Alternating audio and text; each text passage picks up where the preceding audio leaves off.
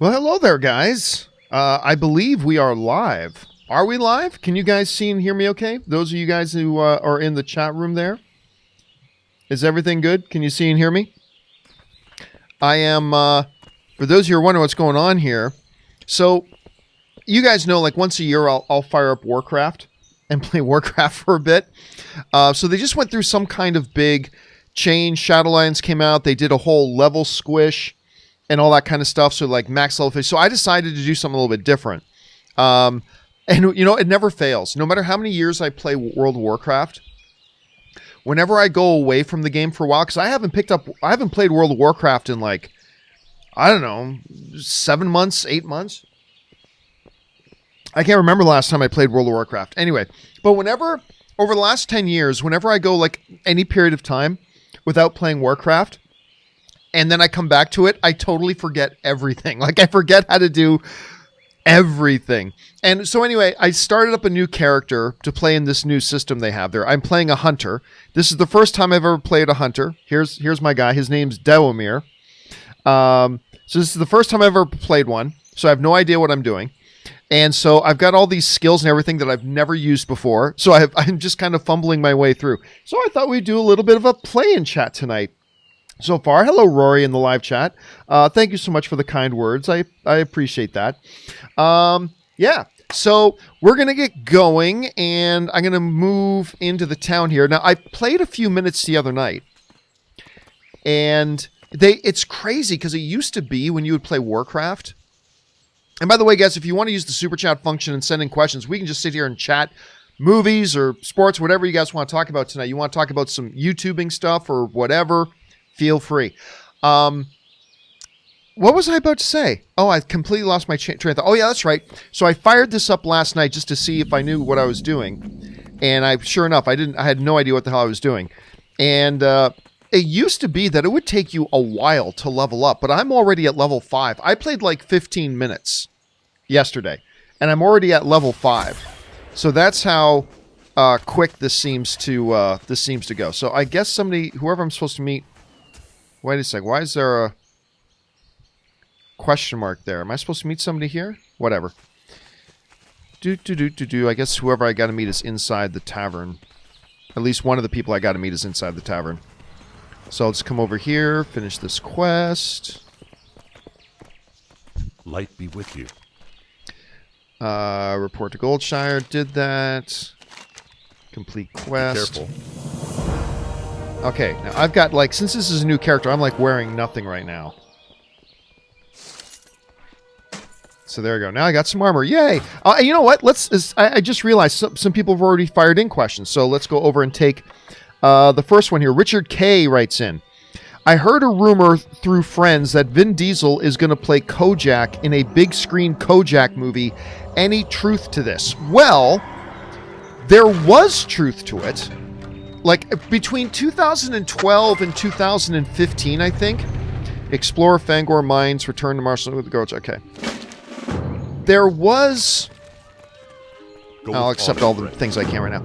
So, back in 2012, 2015, they were getting a Kojak script together. And... Is there a flight path around here? Yes, there it is. My first flight path. Yay! So... Yeah, it was totally official. Vin Diesel was going to be in a Kojak movie. For those of you who don't know what Kojak is, back when my dad, was watching network television, Kojak was some detective show.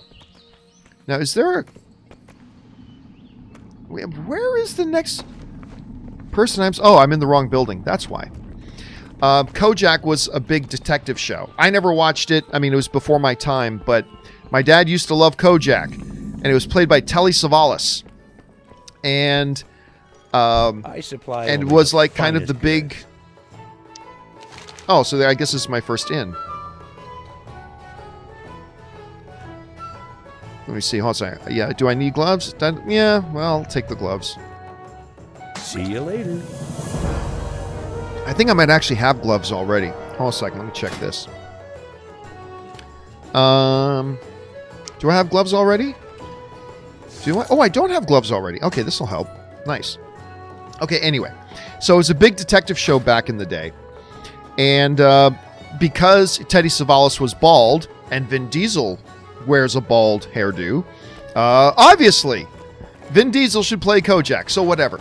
So they got it going. I mean, this was official and everything. The studios got scripts being written and all this kind of stuff, and then it just kind of disappeared. Like, it just sort of went away. You know, I'm going to complete one or two of these quests before I pick up some extra ones. You know, I should pick them up just in case they're in the same area. How are you? Gold Dust Exchange? What is this? Okay, I'll accept that. Fishy Peril? See you around. I'll just accept it for now. Okay, what do I gotta do first? I want to report to Fang the mines. That's what I'm doing first. So which way do I gotta go? That way. Okay. But after about 2015, 2016, there's a quest to turn in. After 2015, 2016, talk of this Kojak project just sort of went away. Now, in the last couple of weeks, I guess, days or weeks.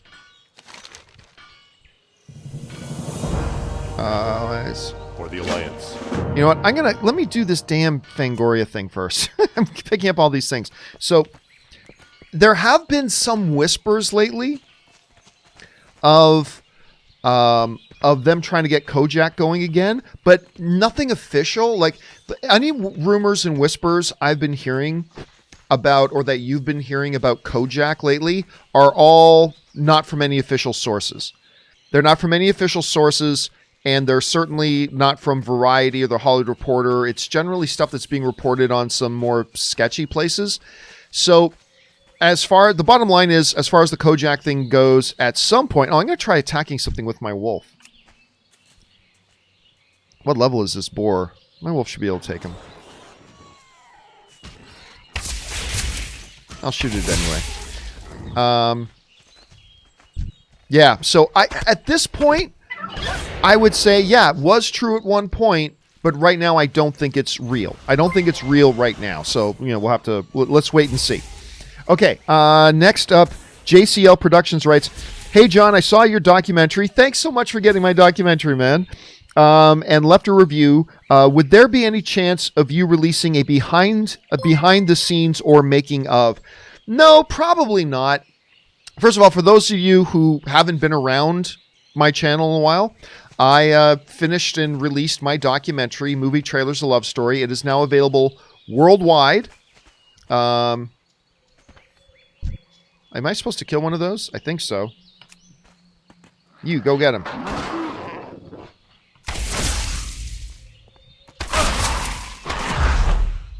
It is now released worldwide on Vimeo. So wherever you live in the world, you can get it on Vimeo. It's at vimeo.com. I'll put a link in the description later, but it's at vimeo.com/on-demand/movie trailers. So you can find it there worldwide. If you live in the US and the UK, another viewing option for you is to get it on Amazon. It's on Amazon Video in the US and in the UK. So if that interests you, that's where it is. No, I don't think there's going to be any making of or any behind-the-scenes stuff because, I mean, it is a documentary. A lot of the documentary is made, like, here in my office. This is where a lot of the documentary is made. It's here in my office, and... Oh, I needed that gold dust. That's stuff I needed. It's made here in my office and in somebody's house in a living room. So really, there's not a lot of fascinating or really interesting, you know, behind the scenes to be done sort of thing. You know, I'll see how good my wolf can do here. My wolf's doing all right. I won't make him do it alone. So, no, and it is, you know, we've thought about putting together, this is true. We thought about putting together a little blooper reel, you know, kind of outtakes, because there's some really funny stuff that got said. Oh, somebody's saying you can't hear, is it in the game? You mean you can't hear anything from the game? Is that what you mean? Are you guys not getting any sound from the game? I'll wait for you guys. There's like a 20-second delay here. Hold on a second. I can turn up the video to the... No, everybody's saying sounds good. Okay, anyway. So yeah, Jonathan Boyko and I were thinking about putting together like an outtakes or blooper reel for the movie, because there's some pretty funny things that get said and get talked about in the movie that doesn't actually make it into the movie, right? The problem was, when I started talking to the people, and I'm not going to give away any names, when I started talking to the people who were in the documentary, who like said some of the funny things or told some of the funny stories while the cameras happened to be rolling but wasn't put in the documentary, when I would ask them, hey, would you mind if I took this story that you told that wasn't meant for the documentary, would you mind if we took that story and put it in like a blooper reels or a behind the scenes thing? And they said, no, you cannot put that in there, because I mean, there's some sensitive stuff that's in the stories that they told, and I wish I could tell you what they were, because they were really, really funny. But yeah, so for those reasons and many others, there will not be a behind the scenes of the movie. But thank you so much for asking, and thank you so much for getting the movie, and I'm glad you appreciated it, man. Thanks for the kind words.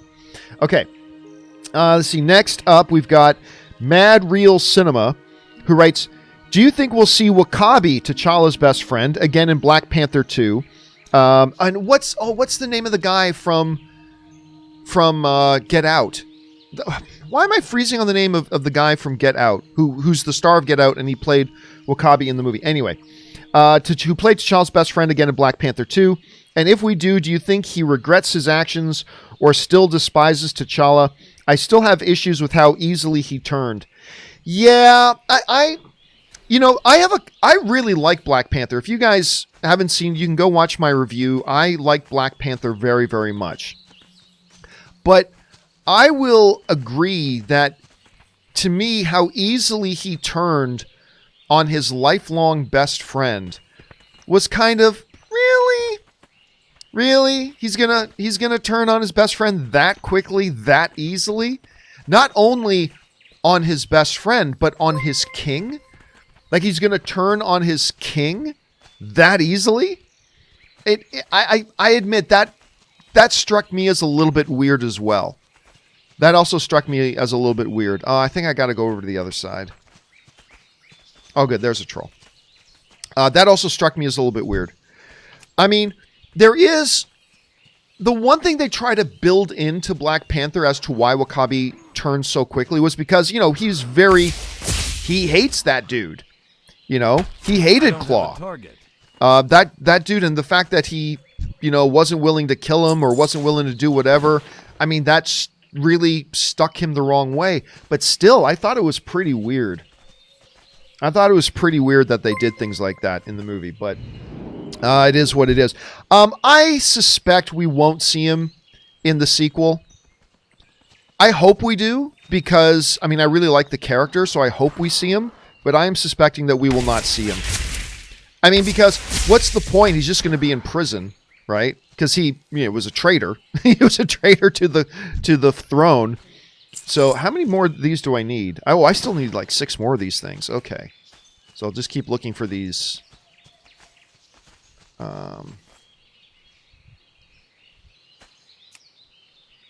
Just keep looking for these cobalt. You know what? They're probably in the mine. I bet if I could go in the mine, they're down there. So yeah, my guess is we won't see him, but I wouldn't be surprised if we did. I mean, he's still alive. He doesn't die in the movie, so he's still alive. So why not? Okay. Now I'm in the caves.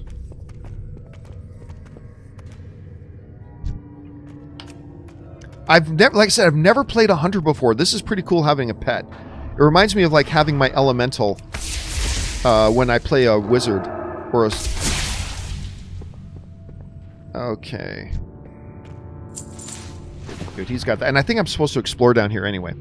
So, yeah, there's my guess. I don't think we're going to see him. Okay, let's go on to another one here. Next up, we've got Lee McHenry writes, "Hey, John, what are your thoughts on Jake Paul versus Nate Robinson fight?" Oh, I don't give a... Look, I appreciate you asking, Lee. I do. But I really do not give 2 squirts of urine about either of them. Don't get me wrong. I'm not saying they're bad people. Not at all. I'm just saying I don't care. I don't give the slightest bit of 2 squirts or drips of urine about Jake Paul or Nate Robinson or their little exhibition patty cakes boxing match. I have zero interest in it. Again, don't take that as me saying anything negative about either of those 2 individuals.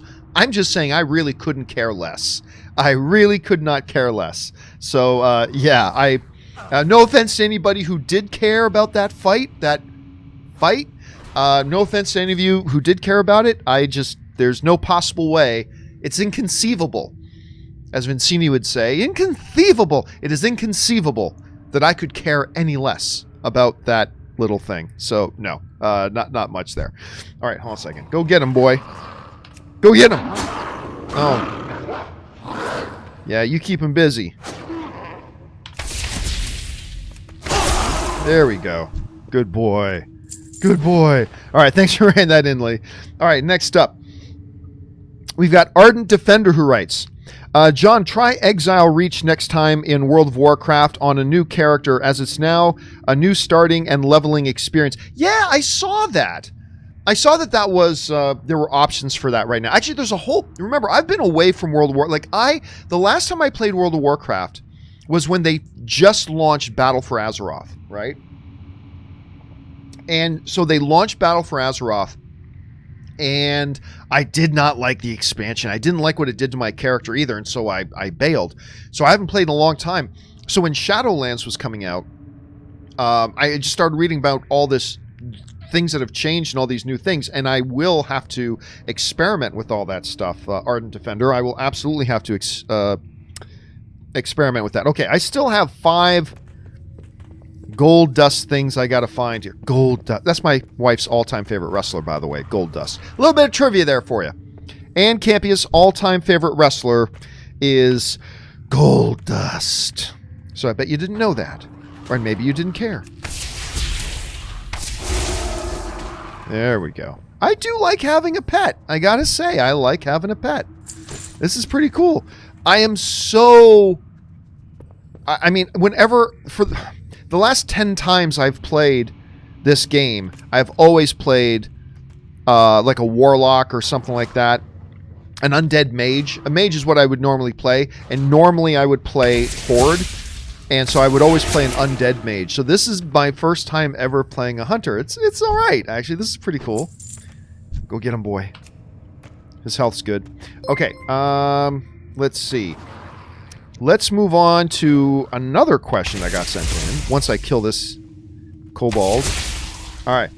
Next question in comes us from Matt Thornton, who writes, I watched Happiest Season today. What a nice surprise. It's funny, sweet, very heartfelt. Even Kristen Stewart surprised me with her performance. You know what, Matt? My wife, Anne, has been... Look, I actually think Kristen Stewart, she is a good actress. I mean, she's in some not-so-great things, like that recent Charlie's Angels movie. That movie was terrible. But I really do like Kristen Stewart as an actress. I continue to think she performs very well. And Daniel Levy, Eugene Levy's son, who is one of the stars of Schitt's Creek, is one of the co-stars of this movie. It's got a terrific cast, but for whatever reason... I don't know. I just couldn't bring myself to watch it. I couldn't get motivated to watch it, even though my wife Anne has really been wanting to see it, like badly. And now I'm like reading really good things about it. So I actually think I might tonight sit down and watch it. I may actually sit down and watch it tonight. No guarantees of that, of course, but I very well might, because people like yourself are now keep telling me that it's actually really quite good. So I just may have to do that. Go get him. That's it. Good boy. I'm going to back up a little bit here. What is a little unnerving, though, is as a mage, there's a lot of defensive spells I could use. Worn pants. Okay. Oh, you know what? I'm going to need more bags. What's covering my legs right now? Do I have anything on my legs? Yeah, leggings. Level 2, armor 4. Level 3. Level 4 armor 3. Okay, I'll just keep what I've got for now. So I think I'm going to have to go and check it out, Matt. Thanks for giving me that recommendation. So I think I'll have to go check that out. Okay, what's next up here? We got Richard K. writes, with live-action superhero movies being all the rage at the moment, could we get a live-action Incredibles movie? I would love it. I mean, look, whenever... You guys know what I'm about to say, right? Whenever you use the word could we ever get a live-action Incredibles movie? Oh, of course we could. Yeah, so sure, we could. Do I think it's likely? Oh, absolutely not. I absolutely do not think it's likely. What's the point of doing a live-action Incredibles movie? I mean, really, what's the point of it? We're going to get Fantastic Four at some point. The Incredibles are perfect in animation. And, I mean, they're still around. We just had The Incredibles. Like, it's not like The Incredibles is this... movie. How many do I... Oh, I still need one. I bet I can get one from somebody out here. Go get him.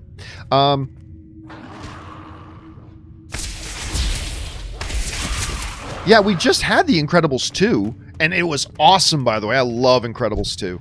I love both the Incredibles movies. So, I just don't see there, A, being any point in doing a live-action one when we've got beautiful, beautiful, beautiful animation and fantastic stories there. And that's just how everybody knows The Incredibles, right? We know them as these animated characters.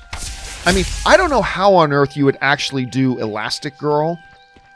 Well, John, however, they're going to do Mr. Fantastic. Yes, but I mean, even just the basic character design of Mr. Incredible and Fantastic Girl, and I just don't know how you do that. And I don't think you can do the kids nearly as well in live action. I don't think you could do any of the kids, let alone Baby Jack Jack. Like, you can't... There's just no way in live action to do Jack Jack justice the way you can do Jack Jack in animation. You know what I mean? So, I love The Incredibles, but I love them as they are. And maybe in 15 years, 15, 20 years from now, and they want to revisit The Incredibles, and they may think, hey, you know, let's do The Incredibles. Oh, look at that. All my quests are completed. Okay. I'll just go back then. Maybe in 15 or 20 years, once The Incredibles, if they don't do an Incredibles 3 and it's been a while since we've had The Incredibles, maybe at some point go back and try redoing it as, say, I'll pick up these quests here. As a live action thing, maybe, but right now, I just don't see the point of it. I mean, I want another Incredibles movie, but I'll be honest with you. Woo, level up, level 6. I want another Incredibles movie, but I want it in animation, you know? But that's just me. I'm only speaking for my own preferences, that's all. Okay, thanks for that, Richard. Next up, we've got a fan of Peanuts writes, been a long time, my movie friend. How's Ann? Ann is doing great, thank you. How are you? I'm doing great. I'm kicking it, watching Return of the Jedi at the moment on Disney Plus and you. Man, season 2 of Mandalorian is sublime. 9.6 out of 10. I love Star Wars. They've done a great job this season, and I have loved every episode they've done this season. I still don't get why some people, it's only some people, but I still don't get why some people didn't like episode 2 on the frozen planet with the X-Wing fighter pilots and all that kind of stuff. That episode was fantastic. I don't care what anybody says. Everybody's like, a bunch of people just got buttered. Oh, Baby Yoda's eating somebody's eggs. That means he's mean. No. He's a baby. It was great. Episode 2 was fantastic. So was episode 1. So was episode 3. So was episode 4. And so was episode 5. It's been great. It's been absolutely great. And I've been really having a good time with it. Should I bother picking up new quests now? Or should I just go turn in these other ones? I'll pick up these quests now. But, yeah. Now, look. The one thing that some people criticize this season of Mandalorian for, and I get where they're coming from, because I agree with them, except I think it's a strength. I don't think it's a weakness, is every episode of this season has had the same formula. Mandalorian goes to a place. He meets somebody there who has something he needs, whether it's information or directions or an item, whatever. So Mandalorian goes to this place. He meets somebody that has something that he needs. they can give him what he needs, but they need him to do something for them first. So the body of the episode is him doing whatever it is that other person needs. Then it ends with the other character giving Mandalorian the information he needs. That sends the Mandalorian and Din off to whatever the next location is going to be for the next episode. It's the exact same formula they've done every episode. Some people don't like that, and I get it, but to me, it's brilliant. Because you've heard me say it 1,000 times this year, right? What is it? The journey is the story. People say, "Oh, this episode is just a side episode. It's a filler. It's not." No. They're not getting to the story. No. The journey is the story. The journey is the story. The story of the Mandalorian is each of these little adventures that he has along the way. That's what the story of the Mandalorian is. And that's why it works for me. And that's why it worked for me in the Frozen Planet episode. That's why it worked for me in the Bo-Katan episode. That's why it worked for me in the Ahsoka Tano episode. So I'm really liking it, man. I'm really liking it. All right, let me pick up a quest here. Kill Princess, grab her collar, then bring it back to Ma Stonefield at the Stonefield Inn. Okay, why not? Safe travels. Maybe I should do that. Oh, Princess is a pig. Is that Princess? Yeah, that's a pig. Okay. Go get her, boy. Simple little quest. I'll take care of this one quickly. Hopefully. I don't know. How tough is it? Oh, it's an elite. Okay. Well, I need to get closer. Oh, a little bit closer. There we go.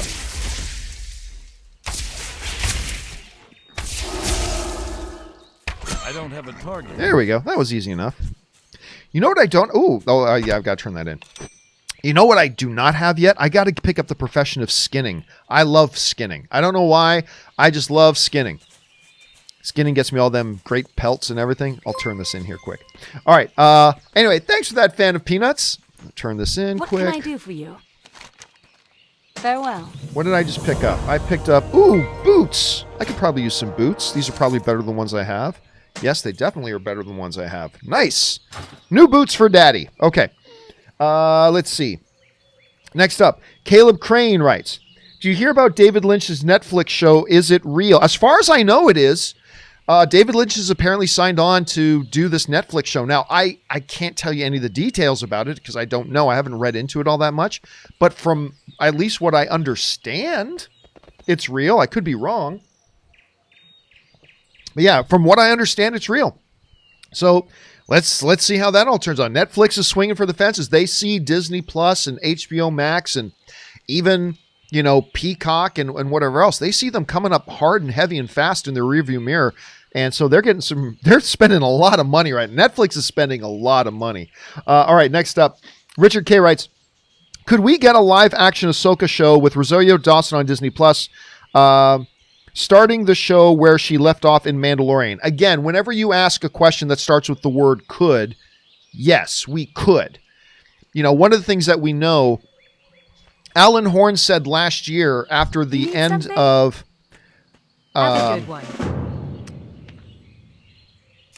After the end... Oh, I better take care of this one first.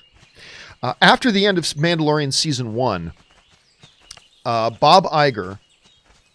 who was CEO of Disney at the time, he's still the chairman of the board. So he is still the boss at Disney. But he said about a year ago that they would be looking at creating spin-offs with some of the characters that we come across in The Mandalorian. Now, whether those spin-offs... I have a very strong feeling one of those spin-offs will absolutely be the Marshal. Cobb from Episode 1. I have a feeling... I have a very strong feeling that's going to be one of those spin-offs. Bo-Katan could be one of those spin-offs. The Adventures of Frog Lady and her husband could theoretically be one of those spin-offs, although highly unlikely. And sure, Ahsoka Tano could be one as well. It absolutely could be. Where would I put the odds on that? Not as high as a lot of other people would. Bring 4 tender boar meats to Auntie Bernice. Okay, I'll do that quick. Boar meat. We got to kill some boars. I would put it... Some people are saying it's 100% they're going to do that. I actually don't think that it is. But I would say there's actually a legit chance that they do that. And I wouldn't be surprised at all if they were to announce something like that, like in the coming weeks or something along those lines, that there'd be one. So I would say the chances are okay. Not certain. Certainly not certain. But yeah, I think they'd have some okay chances at that.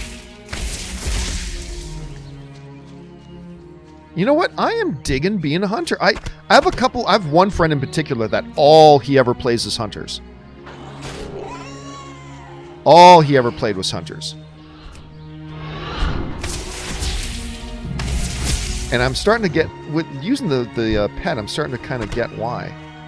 Okay, how many do I have? I just need the one more. Okay. Then I can turn this in and I can go back to the other one. So yeah, and look, some might say, well, they would absolutely do one because you don't get an actress like Rosario Dawson just to do one episode. Yes, they would. Yeah, they totally would. This isn't the old days or something like that. Them getting a big name, high profile actress like the great Rosario Dawson does not automatically mean that, you know, well, if they got her for that, they certainly wouldn't just get her to do one episode. Yes, they would. Yeah, they totally would. So we'll see. Oh, I don't even know where I'm supposed to turn this in. I guess I got to go this way. All right, let's keep running until I get to where I'm supposed to go. But yeah, I think there's a very decent chance that could be one of the spin-offs. So we'll find out. Okay, next up, we've got Mad Chad writes, let me try this again. John, happy holidays. Thank you so much. What genre would you like Christopher Nolan to tackle next? And do you think it will be an original script? Thank you. Well, I mean, all Christopher Nolan does is original scripts, really, for the most part. So I feel very confident that whatever Christopher Nolan does next, it will be an original script. It'll be based on an original script that he does, maybe even with his brother.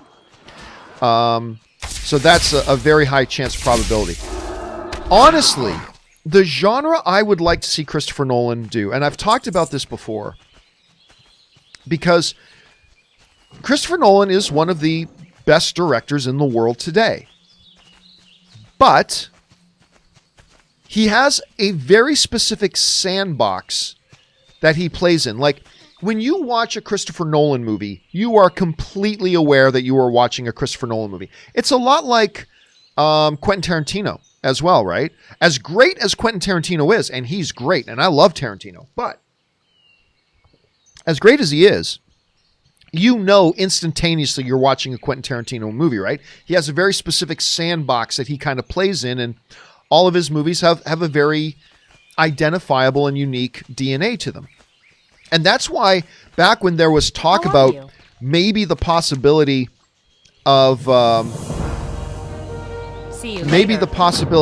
running back and forth now.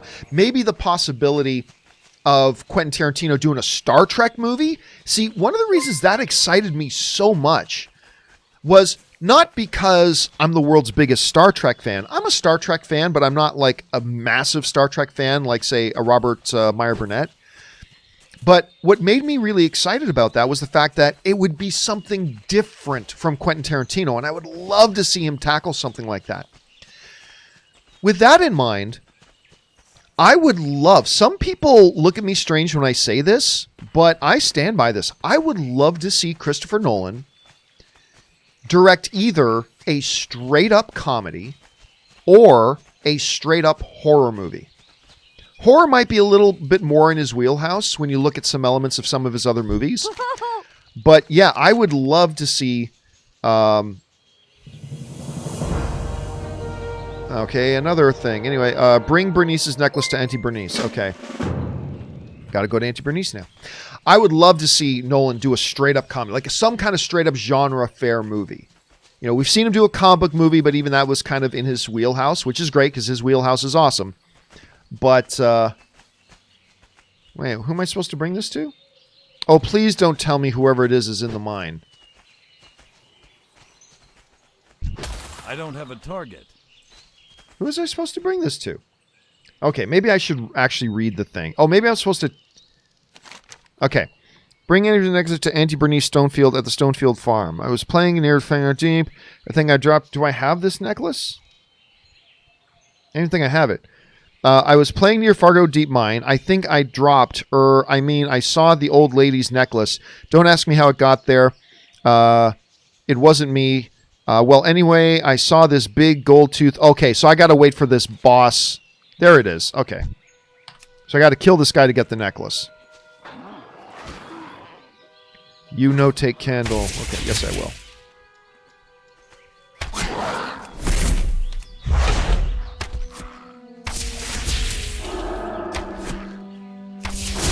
There we go. Well, that was a little harder than before.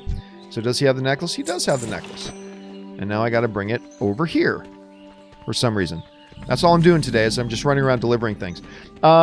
Anyway, so there you go. Yes, either a straight-up horror or a straight-up comedy. I would just really like to see Christopher Nolan try tackling something like that. Okay, let's go next up. We got Donaldo Martinez writes, playing Ghost of Tsushima is like watching the movie Hero with Jet Li. Every frame is a work of art, just like the movie. Dude, if you guys haven't heard me talk about Jet Li's movie Hero, it is, honestly, without question to me, the most visually beautiful film I've ever seen in my life. Every single frame of Hero is an absolute breathtakingly beautiful work of art. The use of the color palette they use in that movie, it's like every scene has its own unique color palette, and it's absolutely gorgeous and beautiful to watch, and I love it. And I watched some friends of mine playing Ghost of Tsushima as well, and you're right, it did look really, really beautiful. I've actually want to pick up, once I get my PS5, I think I'm going to pick up that game. Safe travels. Okay, now I can take back all those other quests I had. Yeah, I think I'm going to grab that once I get my PS5. And I'll give that one a shot because I've heard nothing but raving things about it. I've watched my buddy play it. It looks absolutely gorgeous. The story is supposed to be fantastic in it as well. So I'm going to have to check that one out, Donaldo, for sure. All right, next up, we've got Richard K. writes, War Machine seems to be an important side character in the MCU, a bit like Scarlet Witch or Hawkeye, and they are both getting a Disney Plus show. Could we get a War Machine show on Disney Plus? Again, using the word could we get one? Yes. But unlike the Ahsoka Tano situation where I think, yeah, it's possible, and there's actually a really good, legitimate chance that could happen, I don't think a War Machine spin-off series would be likely. I just don't think... I think, first of all, I don't think Hawkeye should be getting his own series either, but that's just me. But I don't see War Machine being a popular character either. I don't see War Machine being an exceptionally popular character. I think War Machine, played by the fantastic Don Cheadle, is a wonderful side character. He is a fantastic supporting character in all the Avengers stuff, whether it's with Tony or without Tony. But do I see him getting his own thing? Again, any MCU character is on the table. Like, for sure, any MCU character is on the table. But is it likely? I would think it's pretty unlikely. This is one of those situations where I'd be like, I would be very, very surprised if they ever like kind of greenlit a War Machine series. I would be very, very surprised. They've got here's the thing. They have so many MCU characters now. They have so many characters, including they're now bringing in the X-Men universe, which was bringing along like 120 characters right there. So they have lots and lots and lots and lots and lots of characters and only so much time. So with all these new characters and all these other characters they have in the existing MCU as it is, is a War Machine one really the one they want to do? I don't think so. I really don't think so. Oh, what is this? Hunter's Mark. Apply Hunter's Mark to a target, causing the target to always be seen and tracked by the hunter. Ooh, only one Hunter's Mark can be applied. Oh, I like that. That's kind of a cool thing. I dig that. Okay, I got more quests to turn in. Where's another question mark? There's another one over here. Well met. Explore another mine. I hate going into mines. Explore Jasper load mine, then report back to Marshall. Okay, Like so I'll accept it. But there should be another question mark around here. I thought I had another question mark around here. Don't I have another one I'm supposed to turn in? No, I guess not. You know what I should do, though? I should go into the forge and just make sure all my gear is repaired. And I should sell a bunch of this crap.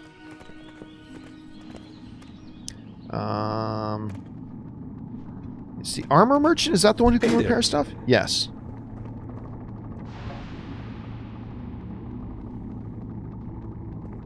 I guess my armor doesn't need repairing. Okay, great. Have a good one. But I can still sell my Need crap. something? Sell that. Oops. Sell that, sell that, sell that, sell that, sell that. Do I need that?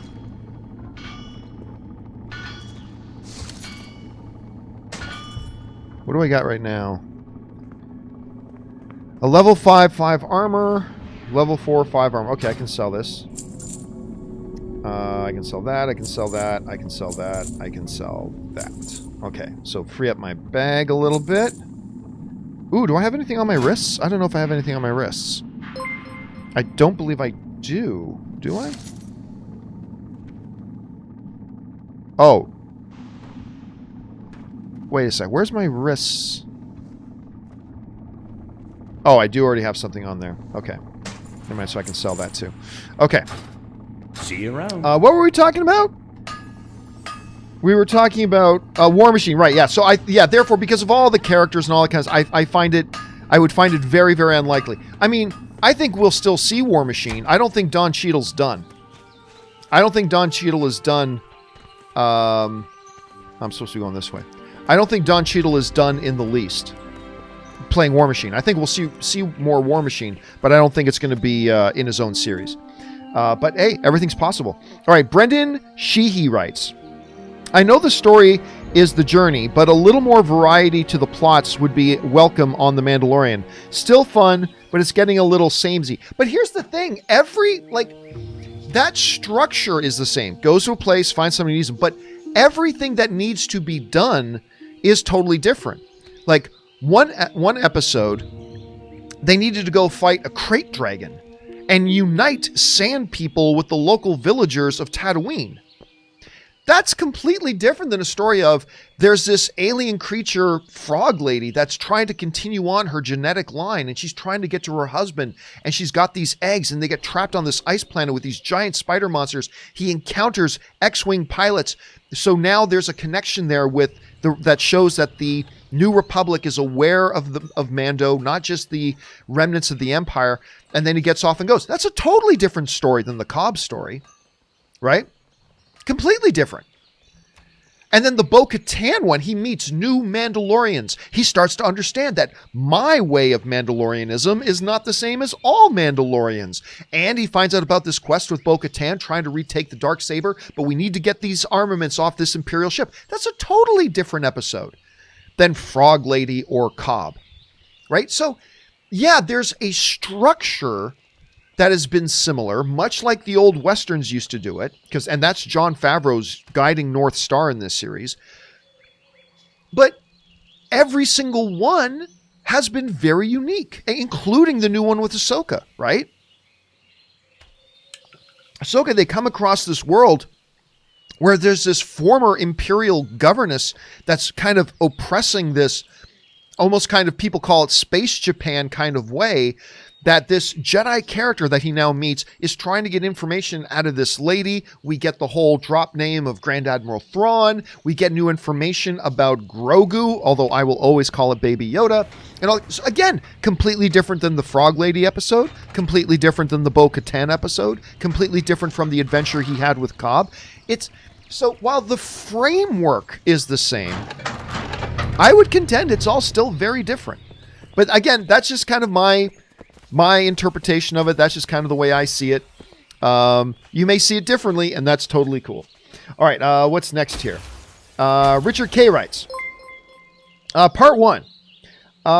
With the news that they are moving forward with Deadpool 3, and with Marvel announcing that they are doing Blade, with them doing Blade, could we get a second rated R MCU with Deadpool, Blade, Daredevil, Punisher, Ghost Rider, and so all in an R-rated universe. Well, I mean, again, you're using the word could, so the answer is always yes. Whenever you ask a question with the word could, the answer is yes.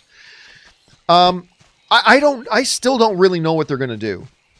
Like, it seemed to me like Bob Iger had made it pretty clear. Should I go around this thing? I'll just go through. It seems to me... Oh, you know what I miss as a mage? I also had this blink spell that you could cast that just teleported you forward a bunch. Anyway, I do miss that. Bob Iger always did seem to imply that it would be likely that Deadpool would be in his own thing. Because if they did Deadpool rated R, that he would have to be in his own thing. So...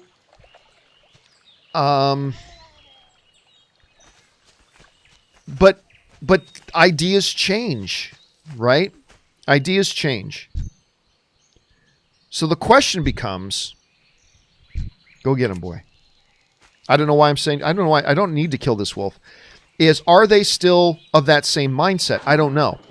If they do Deadpool in his own universe, which is the way I think they will do it, because what I just have a really hard time imagining Bob Iger allowing, and we've talked about this several times. Oh dear.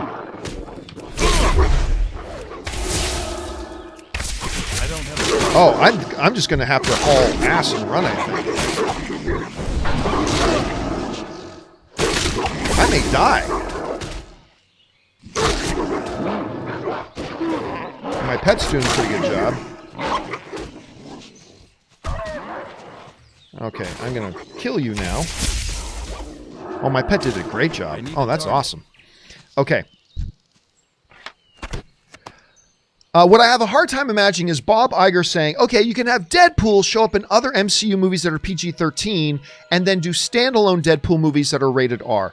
Bob Iger talked about that once, and he said, like, here's the thing, because I don't want to cause any confusion with parents. When you're Disney, you have to worry about that. You have to worry about that, right?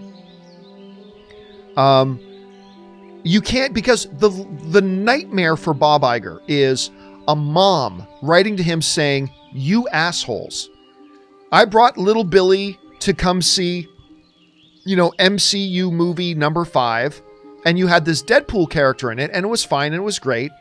And then, oh, look, now they're making this own Deadpool movie, and so my little Billy wants to go see it. And he's talking about Women's Day and getting pegged. That is Bob Iger's ultimate nightmare, is ever losing the trust of his audience. That is his ultimate nightmare. He will do everything to protect that trust that his customers, his audience have with Disney, his consumers. He will do everything to protect that. Does that mean it's impossible that we get a R-rated Deadpool that sometimes shows up in PG MCU movies or in an MCU universe? Sure, it's possible. They could still do that. But man, it is problematic. It's really problematic. But, at any rate, what I think they should do, and what I think there is still a possibility of them doing, is, like I said, just having Deadpool in his own separate universe that's separate from the main MCU storylines. And if you do that, well, then you can do R-rated Ghost Rider in that universe. You still could do R-rated Blade in that universe and have different universes. But, I mean, right now, I just don't know what they're doing. I don't know what they're doing right now. It's very much a wait and see. So it's all about the possibilities at the moment. Okay, what's next here? We've got Jin Hitchi writes, David Prowse just passed away. Yeah, I read that. I can't remember if it was earlier today or yesterday. He was 85. The actor who was the man in the costume. Now, obviously, James Earl Jones was Darth Vader, right? Like, when that's all we think about the great voice of James Earl Jones when we think about Darth Vader. But David Prowse was the man in the costume. And And you know, there are a lot of stories that go around that he did not like George Lucas. Apparently, he thought he was also going to be his voice doing Vader. I can't remember the specific stories, but whatever. He's the original guy in the Vader costume. Big former bodybuilder. That big physically intimidating presence inside the costume. And so now we've lost Peter Mayhew. We've lost... oh, damn. Hold on a second. Yeah, we've lost Peter Mayhew. We've lost David Prowse. We lost Carrie Fisher. Yeah, man, it's really, really sad to hear. We're going to talk about that more tomorrow on the John Campea Show, but thanks for bringing that up, Jinyu. All right, next up. Richard K. writes. Oh, that was Richard K. already. Donaldo Martinez writes, is it safe to say Donnie Yen is a good actor? I think he is. Donnie Yen isn't just great in action films. He's really good in them. And yes, he can do all the badass action and he can do all that, but I think he is a legitimately good actor. Like, yeah, his scenes in Rogue One are fun. Absolutely, but I mean, he acted great. He was fantastic in it. I thought he was wonderful. Need a target. So yeah, I to me, yeah, when you look at all of his body of work, to me there's no question. He's a really good actor.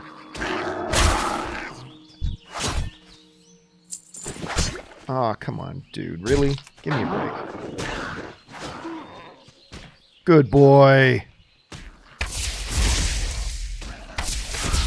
I'm sure there's probably a million things I'm doing wrong. Like I said, I've never played a hunter before, so I'm sure there's probably like 100 other things I could be doing right now that would be more effective and efficient. But yeah, I'm completely with you, Donaldo. It is absolutely 100% safe to say Donnie Yen is a good actor. I think he's a very good actor, but that's just me. All right, a fan of Peanuts writes, one of two, no spoilers, but Disney is in a pickle. Number one, how do you get rid of Baby Yoda before the sequel trilogy? They would never murder him on screen. But, number two, The Last Jedi stated, as canon goes, Luke said Kylo killed off all of his young Jedi in training. This would fit the timeline and explain his absence. Logical? Well, I mean, listen, there are a million ways this can go, right? Baby Yoda may never go on to become a Jedi, right? He may never go on to become a Jedi. Not to mention, there are a lot of years separating the events of Mandalorian from the events of the prequel or the sequel trilogy. There's a lot of things. There's a lot of years that separate that. So there's a million different things that could happen. I mean, for option number one, Baby Yoda never goes on to become a Jedi. That's a strong possibility. You know, Ahsoka Tano kind of hinted at that. Number two, maybe he does, but then just decides to go off to the unknown regions. You know, in Star Wars, there's a place called the Unknown Regions. I mean, hell, maybe he goes into, in the novels, maybe he goes on to the Chiss. Maybe he joins the Chiss Ascendancy. The Chiss is the race that Grand Admiral Thrawn belongs to, and Grand Admiral Thrawn, who is a hero in the Grand Admiral Thrawn novels, has sent one of his friends off to join the Chiss Ascendancy. Anyway. Or maybe he just dies of natural causes, or maybe he just leaves and it doesn't practice being a Jedi or anything and is just gone. I mean, so I really don't think... I would say this. If the events of Mandalorian were like separated from the sequel trilogy by like 2 years, then I would say, man, there's not a lot of wiggle room there for Disney. There's not a lot of wiggle room. But since there's so many years that separate it, and there's a million different things that could happen, I don't think Disney has backed themselves into any kind of corner at all. I really don't. I don't think they've backed themselves into any sort of corner at all. I think they're totally fine and totally safe. Okay. Man, I do not like being in mines. I don't care if it's a mage or hunter, what. I just do not like it. All right. Thanks for that Thanks for that, a fan of peanuts. All right, Dan Ketchum writes, Gene's guys was just removed from the scene. LOL, they should have left it in. So for those of you who don't know what he's talking about, and I'm sure most of you do, there is a scene in episode 4 of The Mandalorian where they're having this shootout, and you could see in the background half of a guy, he's half hidden behind a wall, but half of one of the crew is standing there in his white t-shirt and his blue jeans hanging out. You can just totally see it, right? So that made its way around. That was, to me, absolutely hilarious, Dan. That to me is one, it's the Game of Thrones coffee cup all over again. But I thought it was fantastic. I loved it. Anyway, they have corrected it. They have digitally removed Gene's guy from it. So whenever we see it, oh dear. There we go. You, come get him.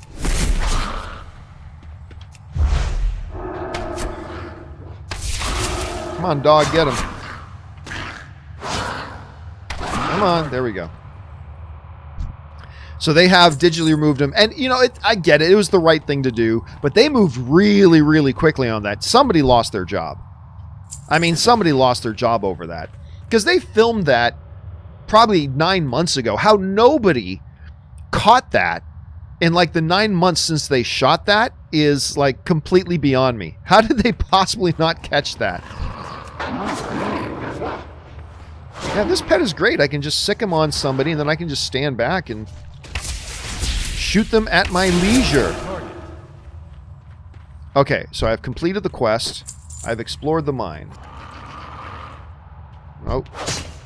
Man, there are a lot of these things.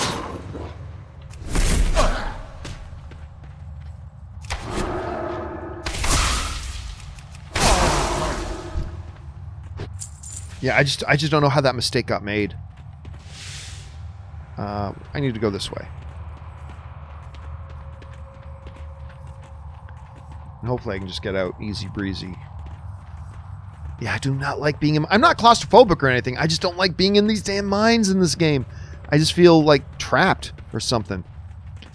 Okay, so I got a bunch of quests to turn in. Anyway, thanks for that, Dan. Next up, Richard K. again writes, with Michael Keaton and Ben Affleck both coming back for Flash movie, I know there is like a 90% chance it'll never happen, but I'm hoping Christian Bale pops up as Batman as well.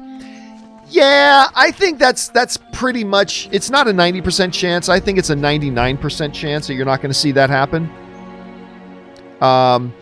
Mostly because... And here's why I mostly don't think that'll happen. Because Christopher Nolan doesn't want that. Christopher Nolan does not want that.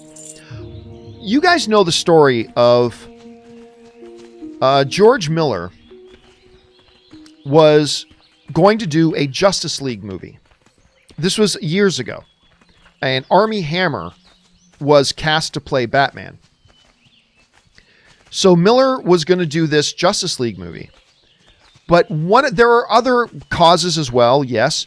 One of the factors, though, I'm not saying it was the thing, but one of the factors involved with that Justice League movie getting scrapped was the fact that Christopher Nolan did not want them doing that movie with another version of Batman while he has his Batman movies going.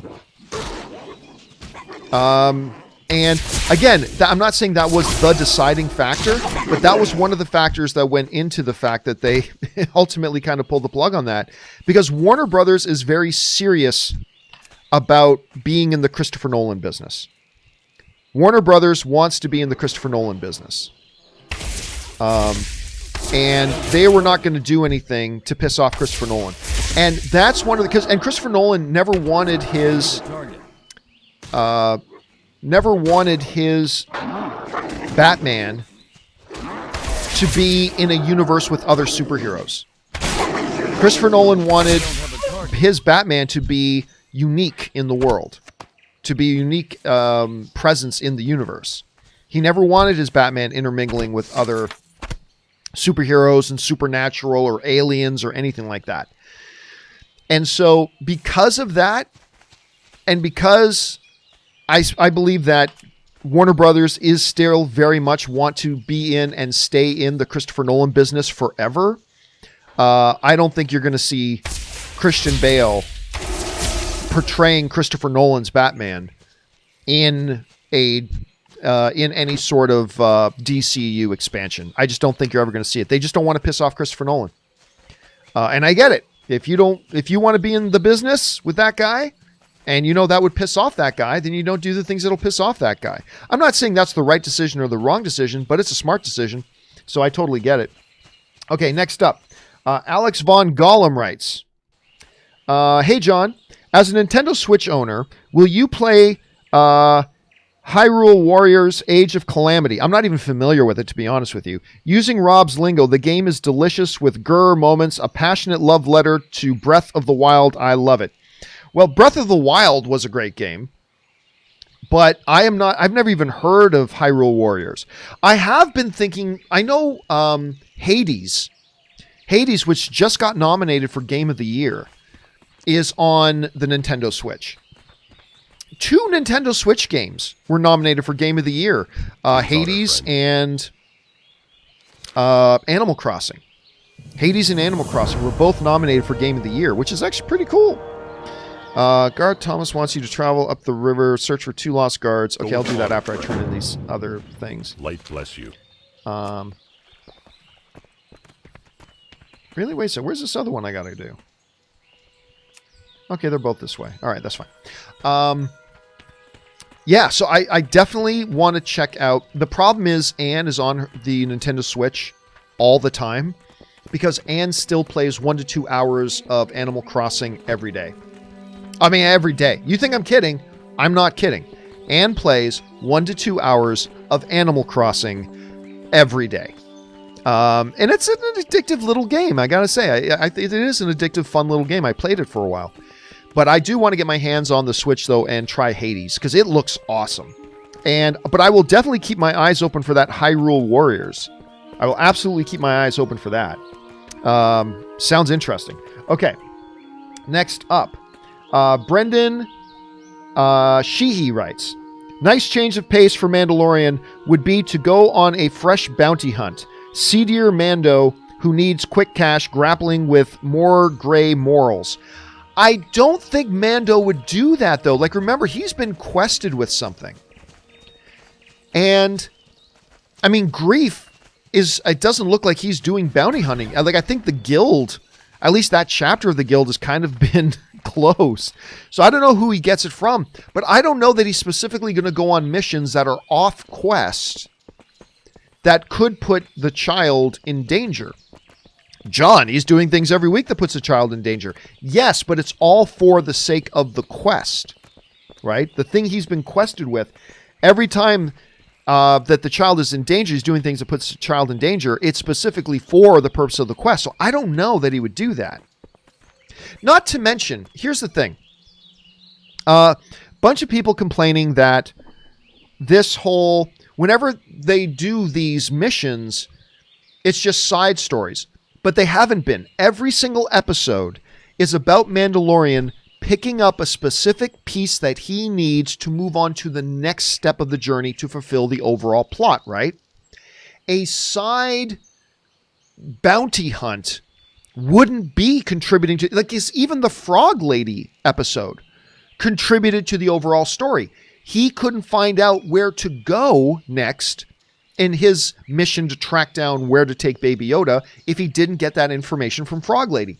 Therefore, it really wasn't a side story. Like a pure bounty hunt episode would be a completely throwaway side story that has nothing to do with the overall adventure. And when you're in a season that only has 8 episodes, I don't know if that would be a good move. I don't know if that would be a great move. I mean, maybe it would be. I don't know. But I just don't think that may not be the best move. Okay, so that's just kind of my thought on that, Brendan.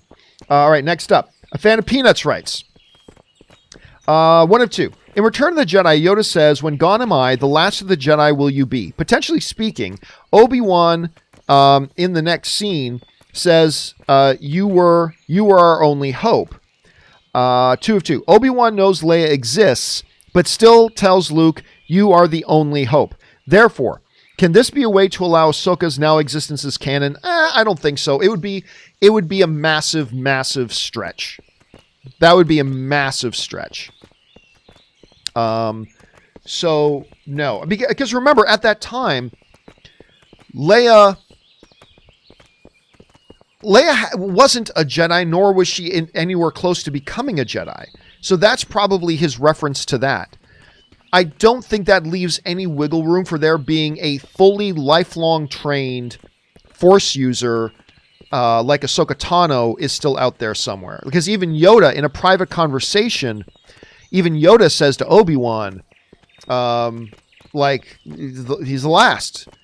Or Obi-Wan says to him, that boy's our last hope. And then Yoda says, no, there is another. Now, listen, it's always been very clear that reference was to Leia, that Leia could be one last, if things go south, Leia could be one last gasp hope that we have. Maybe. It was very clear he was not talking about some fully trained ninja warrior Jedi out there somewhere in the galaxy in the person of Ahsoka Tano. So it is very much canon breaking. It is very, very much canon breaking that they've done. There's no way to get around it. There's no way to finagle it. They clearly broke canon, right? That's just the way it is. You can try to play semantics. You can try to do all this kind of stuff. They clearly broke canon. Ahsoka still being there and still being alive during the events of Return of the Jedi, them introducing that now is clearly breaking canon. Now, I'm not saying that's the worst thing in the world, but let's just call it what it is. They broke canon. You know, this whole thing that Disney said, oh, canon is sacred, now our novels are going to be canon, and this is going to be canon, and blah, blah, blah. It was all bullshit. I mean, we've seen them cracking and breaking canon in the novels quite a bit, and now this one is just really the biggest expression of that breaking of canon. Again, if you want to really stretch and play semantics, well, maybe Master Yoda was talking about something. No. It was clear what the intention of that scene was, and it was not a reference to Ahsoka Tano. That was never the intention of the scene. They have broken canon. And it's not the first time. So, somebody like me is just kind of now in a place where I'm like, whatever. Be careful. They've done it so much. I was actually talking about it recently. That For the Alliance. Grand Admiral Thrawn himself is a major breaking of canon. Because he is too different. Remember they said the novels are canon just like now the shows and everything are canon, right? They're supposed to be consistent with each other. But we have two completely different Grand Admiral Thrawn characters. Because the Grand Admiral Thrawn in Rebels is a totally different Grand Admiral Thrawn than what we get in the Grand Admiral Thrawn novels. Completely different characters. Even though they talk about the same events, and it's supposed to be all in one continuity and consistency, the Grand Admiral Thrawn in the books has a sense of fairness and kindness even. Even kindness. He's a good guy. In the books that happens at the same time that Rebels is going on in, he's actually a good guy. In Rebels, he's very much a villain. He's very much portrayed very, very differently. So they've already broken canon, even before this episode. So canon is broken. They broke canon. All right, guys, listen. I'm going to take a quick, I got to make a quick bathroom break, and I got to refill my drink as well. So give me 2 or 3 minutes here, and I will be right back. Just give me a couple of minutes, and I'll be back. I'll see you in a minute.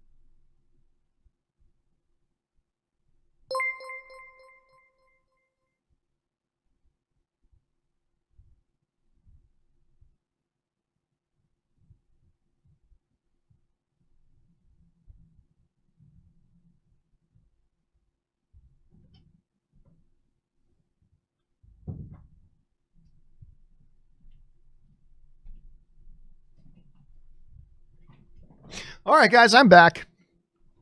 I was having problems with the whatchamacallit? What's the thing? The clock. I was having problems with the clock, but whatever. We're back and we're rolling again here. Okay, where were we at here? Okay, yes, there was that. Okay, next up. James Argento writes, over or under 20% Ahsoka could show up in Cassian, in the Cassian Andor or the Obi-Wan show. Oh,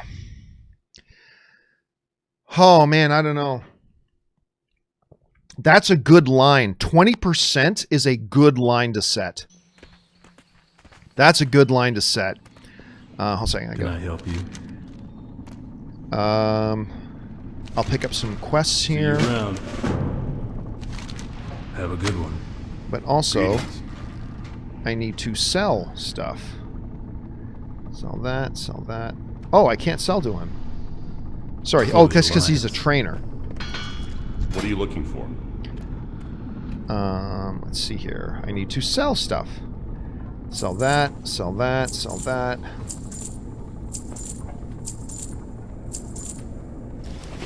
Okay, grand. Oh, and there's a quest I'm supposed to turn in over here? Where is it? Outside this door? Careful. Ah, there it is. Okay, that's right. Turn this in here. And just like that, I'm at level 7. I'm probably about to go to level 8. Great. Okay, so 20% is a really good line to set. Like if you had said like 50%, oh, I go under. If you had said 10, easy, over. But 20, ooh. I don't think it's likely that she appears in either Cassian Andor or the Obi-Wan series. I don't think it's likely. So I think both is under 50%. But for her to show up in either or of those two shows, I'll take the over. I'll take the over. I will take over 20% that she shows up in at least one of those two shows. Again, not necessarily likely, but one of those two shows. Okay, let's see. Next up is Richard K. writes in, would love to see a big screen remake of the Billy Zane movie, The Phantom.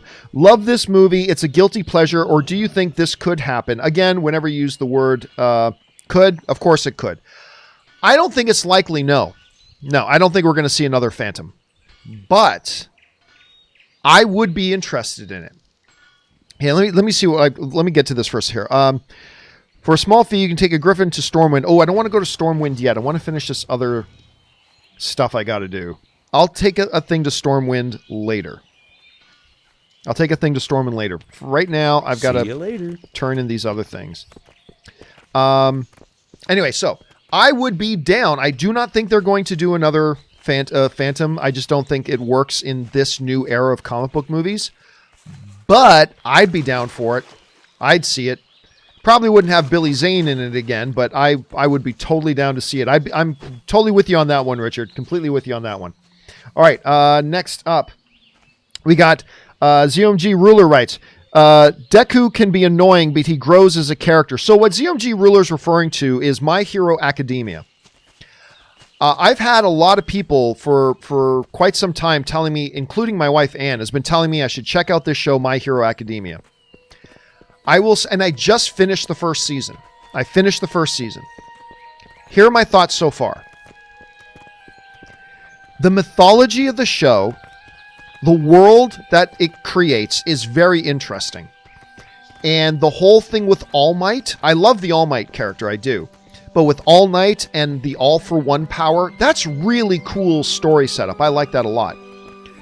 But if I'm going to be honest with you, I had a struggle getting through season 1, mainly because what's Deku's last name? Miyamori or something like that. Anyway, the main character, Deku, is horribly painful to watch, and is really hard to get through what he's doing. Man, I missed one back there. All right, I'll move on to this one here. You know what? I'm going to go back. I'm going to then take a thing to Stormwind, because I got a feeling that'll just kill two birds with one stone. Anyway, yeah, I'm turning around and going back. I find the character very hard to watch because every single episode he's just whining and crying, and it becomes hard. Like when I watched Avatar, the Avatar is a little childish, yes, especially in the first season, but it compensates for that a lot. This Deku character, though, like both Deku and Kachin, is that the name of the bully friend that he grew up with? Kachin, I think that's his name. They're both so ridiculously over the top. Like everything Deku says, I don't want to do this. I don't know how I can possibly. And he's always crying and screaming. And every line of dialogue from the bully character, from Kachin, is, oh, he's talking like blah, blah. And it's like, come on, this is for 5-year-olds. I mean, and this is coming from a guy who really likes Avatar: The Last Airbender. But, I struggled to get through season 1 just because those two characters, particularly the main character, is so unbelievably annoying to watch. And the only thing that got me through the season was the fact that it is such an interesting world that they created there. But yeah, man, I honestly right now, it's 50-50 that I keep watching. I'm probably leaning towards not watching season 2 because I just found it way too annoying. So I don't know. Yeah, I don't know. We'll have to see. All right, next up, we've got Richard K. writes in again. I know the odd occasion you might watch some wrestling, like the odd WWE pay-per-view, but have you checked out AEW since it's been on? Yes, because the reason I've watched some AEW and NXT and still WWE is because Ann and Kaori are both very much into wrestling. The AEW stuff is really good. Jericho is a fantastic performer.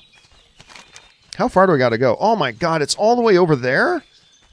Oh, well, I'll make the trip. Chris Jericho is just such a phenomenal performer. He is such a great performer. And he really makes that work for me. Oh, crap. I'll start running. Can't be bothered with you. Got places to go. At some point, he'll just turn around and run away. There he goes.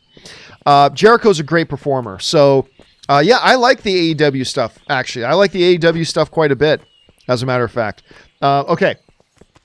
Next up, Caleb Kane writes, thoughts on VidAngel where you can censor your content? Well, I mean, I've been asked that a number of times over the years. People have asked me about VidAngel a lot. So, here's my basic thought.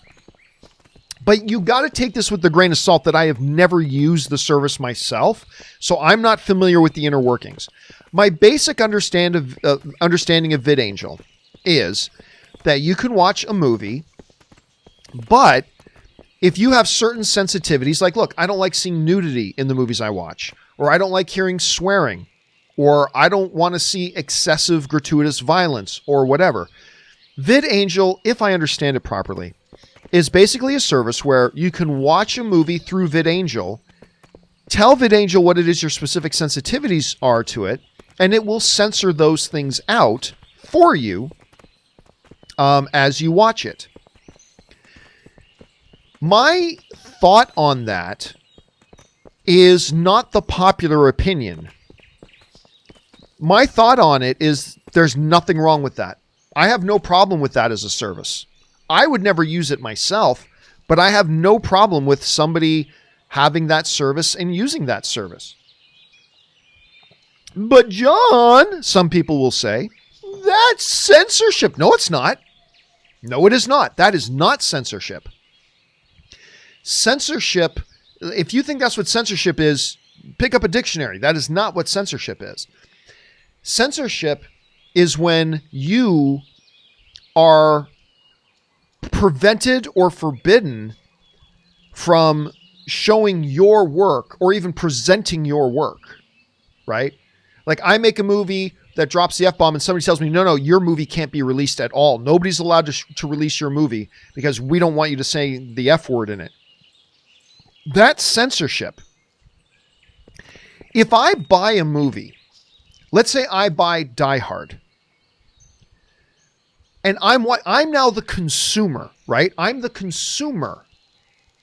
Me making choices about what I want to watch and what I personally want to see. I'm not stopping anybody else from watching it. That would be censorship. I'm not trying to prevent other people from seeing it. That would be censorship. But I'm making a decision about what do I want to watch and consume. And guess what? You can do that already. A lot of you already do this. How many of you, either you or people you know, when you're watching a horror movie and something really disgusting happens, people close their eyes? Well, is that censorship? No, seriously. If there's a horror movie and something really gruesome is happening, if somebody closes their eyes because they can't bear to watch this next thing that's happening on screen, are they censoring the movie? No, they're not. They're just making a choice for themselves that I don't want to personally, for me, see what's happening on screen right now. I'm not trying to stop anybody else from seeing it. I'm not covering over somebody else's eyes. I'm just making a choice for myself that, like the scene in A Quiet Place when she's coming down the stairs and she's about to step on the nail. I close my eyes. I go, ah! That freaks me out. That scene freaks me out. But am I censoring the movie when I'm doing that? No, I'm just making a choice about what I myself want to see or what I myself don't want to see. VidAngel, to me, just seems to be an extension of that. VidAngel is not stopping anybody from seeing anything they want to watch. They're just saying, hey, if you buy this movie and you don't want to see certain things in it, you can do that. Guess what? Everybody who owns a Blu-ray right now can do it too. If there's a part of a movie you don't like, you can fast forward through it. If there's swearing in a movie you don't want to hear, you have the power to hit mute. You already have that power. Should TV manufacturers be forbidden from letting people hit mute on their TV just in case they don't want to hear a dirty word? No. So, while I myself would never, ever, ever use a service like VidAngel, never in a million years. I love the filthy, bring on the filthy. But just because I would never use it, I don't see why me not wanting to use it should prevent somebody else from using it if that's how they would prefer to consume their content. I just don't see any reason why. And I don't see why anybody should be allowed to enforce their preferences on somebody else. Says, oh, you don't want to hear Bruce Willis say yippee-ki-yay motherfucker in the privacy of your own home? You don't want to hear him say that? Well, then you're not allowed to watch the movie. That's just as bad. That is just as bad, arrogant bullshit behavior. So again, to me, I would never use a service like VidAngel, ever. But I have no problem with other people using it. So that's kind of my take on that. Again, I know it's the unpopular take, but I never give a shit if my opinion is the popular one or not. I don't care. But yeah, so there you have it. I have no problem with VidAngel. But that's just me. That's just my own personal opinion of that. All right, next up. Dr. Detroit writes, could Kylo have hid Grogu for Snoke? Could? Again, same thing as always. If you ever ask could, the answer is always yes. But is it likely? I don't think it's likely. I don't find it to be likely. Okay, where am I at now? Really, what do I have? Oh, I still have to get to this one here. So I'll get over to this one, and then I'll double back and get these ones done. I'll take that Stormwind flight. Okay, first I'll clear off this one, though. Yeah, could he have? Absolutely, he could have. That is within the realm of possibility. But again, I think it is extremely unlikely. I think it is highly, highly, highly unlikely. All right, next up. We've got Richard K. writes, hello from London, John. The is classic British comedy series called Fools and Horses. If I've never heard... let me try this again. Hello from London, John. The is classic British series called Only Fools and Horses. If I've... You probably meant you've. If you've never heard, I recommend you watch. It's classic and hilarious. I've never heard of that one. I've honestly never heard of that one. So do I have to kill this guy to get by him? He's level 7. Sure, I'll kill him. Sure, I'll kill him. Some kind of hero I am.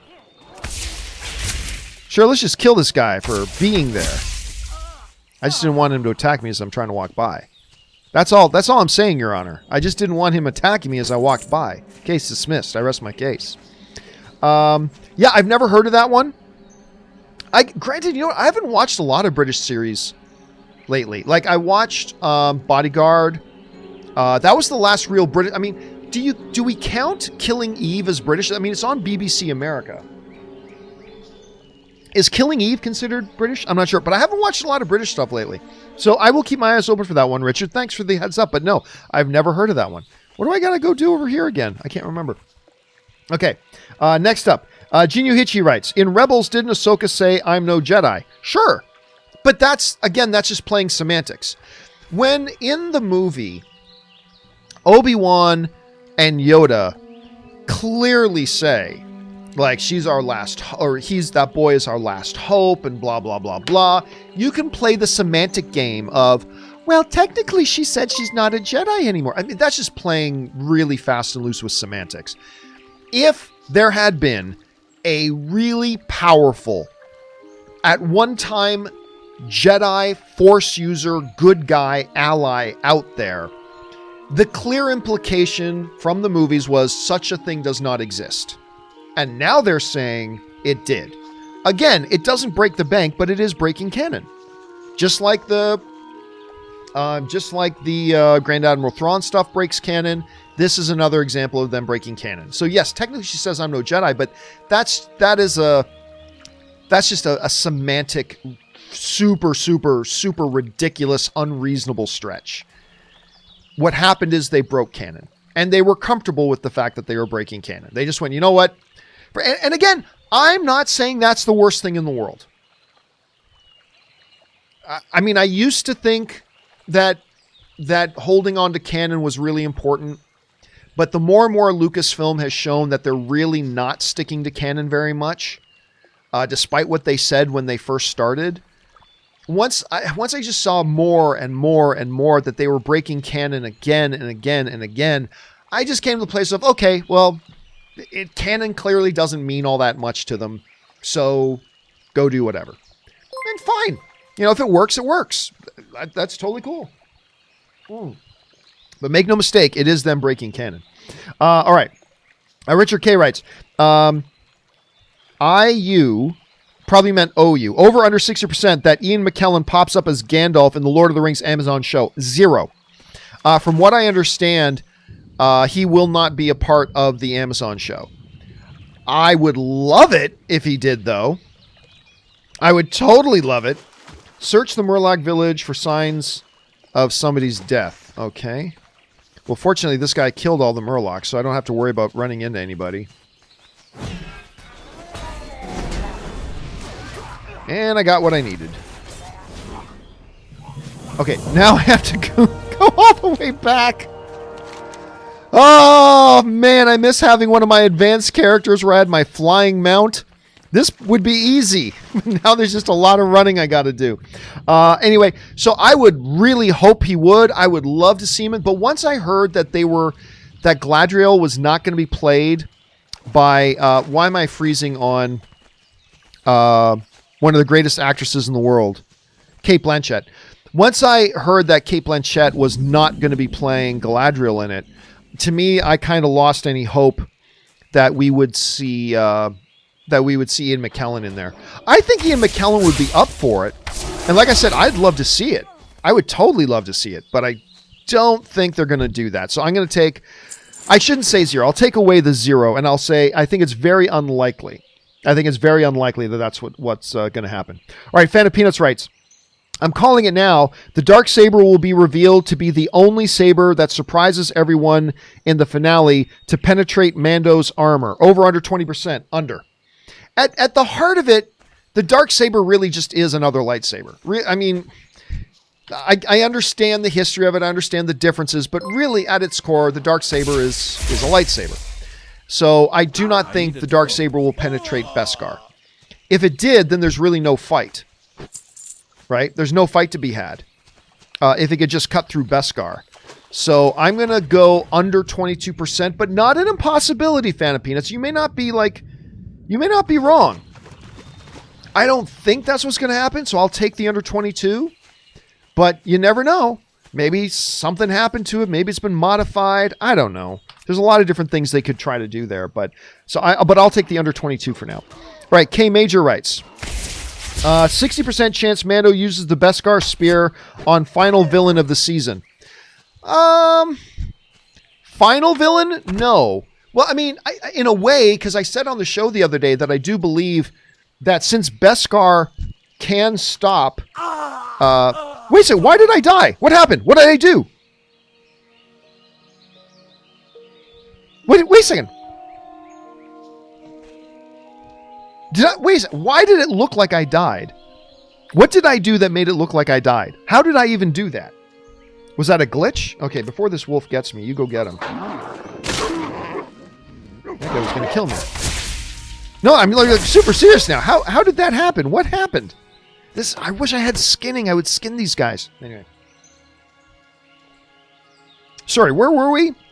Oh, yeah. So I said in the last one, having that spear, now that we know Beskar can block a lightsaber, this now allows Mando to have a melee combat with Gideon using the Darksaber. Gideon will use the Darksaber, he'll use the Beskar spear, and they're able to have a fight now.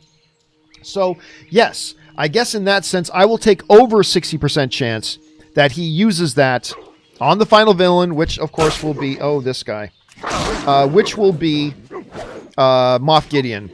I do believe he will use it in a fight with Moff Gideon, so I'll take over 60% chance on that.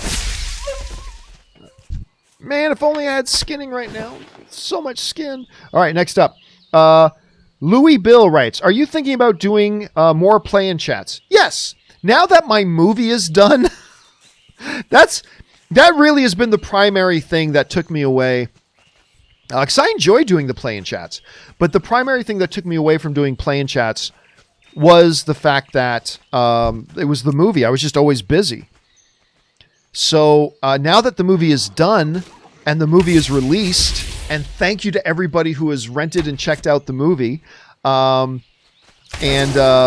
can't wait for the rest of you to go and check it out. Please do. But now that the movie is done, I finally I'll have a couple of evenings to myself now.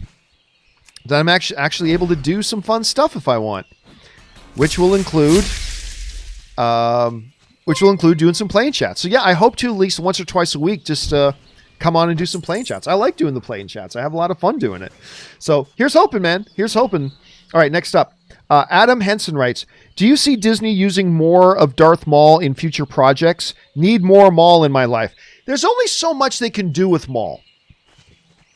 I mean, clearly they wanted to do more with Maul. If you saw Solo, clearly they wanted to do more Maul, right? Like that Maul revelation at the end of Solo clearly was meant for a bigger story.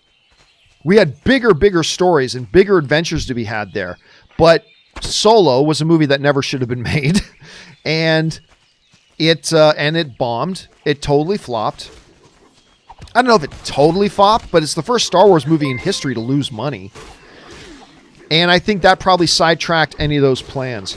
But because they've already had Maul die twice, I mean, there's really only so much they can do with him. So, and he's very limited as far as what time period he could fit in. He's already been limited by the narrative that they told. We already know where he's been at this point and at this point. So, I don't know. Like, once that Solo story failed, it became really questionable about what can they do with Maul at this point. So, I'm not going to say it's impossible. It's certainly not impossible. Man, I am just taking a very inefficient route. You know what?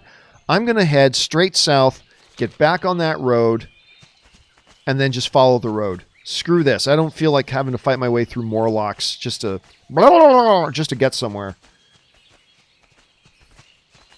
Good enough. I will go this way. Hopefully that wolf doesn't start chasing me. Good, he did not. All right. Where's the road? Almost to the road. Hooray for the road. We all love the road. But look, I love Darth Maul. I think Sam Witwer should play him.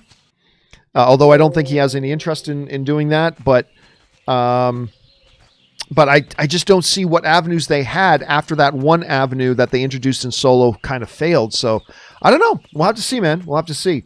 All right. Joe Byram writes, with all the speculation of which did I will show up at the temple, would show up at the temple, you said 0 chance for Luke, but there is another. But there is another. I don't know what you mean by that. Sorry. Let me try reading it again, Joe. With all the speculation, which did I will show up. Oh, you probably mentioned which Jedi will show up at the temple.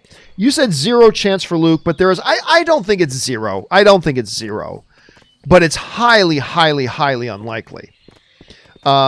I don't think it's going to be Mace Windu either, but I think Mace Windu showing up is a higher chance than Luke showing up. Although narratively, Luke showing up makes more sense. Luke Skywalker is out there. He's reforming the Jedi Academy as we speak. But I think like Ghost Obi-Wan Kenobi, I think Force Ghost Yoda could be there. I think, hell, Ghost Qui-Gon Jinn could be there, for all I know. It could be Cal from the Fallen Order game, so maybe it's Cal. I mean, there's a lot of possibilities. I just think all of those possibilities are more likely than Luke. Although I love Luke, and it would be really cool to see him pop up there, so we'll wait and see. All right, the Jedi Brandon writes, hi, John, did you see the Black Panther MCU intro? I don't know what you mean by that. Like, Black Panther was introed in Captain America Civil War. So sorry, Jedi, I don't know what it is you're asking. Did I see the Black Panther MCU intro? I don't know what you mean by that. Sorry about that, dude. Ben Rayner writes, over under 5%, Gideon is Thrawn in disguise. 0. Gideon's not Thrawn. Gideon is not Thrawn. In the timeline, I mean, it seems like a lot of people know who who Moff Gideon is. So no, I'm going to take, while that is not the strangest idea, Ben, I'll give you that. That is not the strangest idea, but I would take even under 5% that is Thrawn in disguise. If anything, he might be working for Thrawn, but we'll find that out later. Richard K. writes, do you think we will see Kanan or Ezra in a live action setting, whether it's in Mandalorian or something else on Disney Plus or a futuristic cinematic universe? Well, we can't see Kanan. Kanan's dead. So we're not going to physically see Kanan because he's dead. Ezra. Oh, by the way, yeah, that's the other option. We talked about who could be there at the Jedi Temple waiting for, once Baby Yoda gets to the Jedi Temple and like his Force signals go out, maybe the Force user or Jedi that gets attracted to it is Ezra, right? Ezra is actually the one that I think is most likely. Not that I think it would absolutely be Ezra, but I think Ezra is the more likely option of what Force user or what Jedi or whatever will be there waiting for him at the temple. So I think Ezra's a very good chance.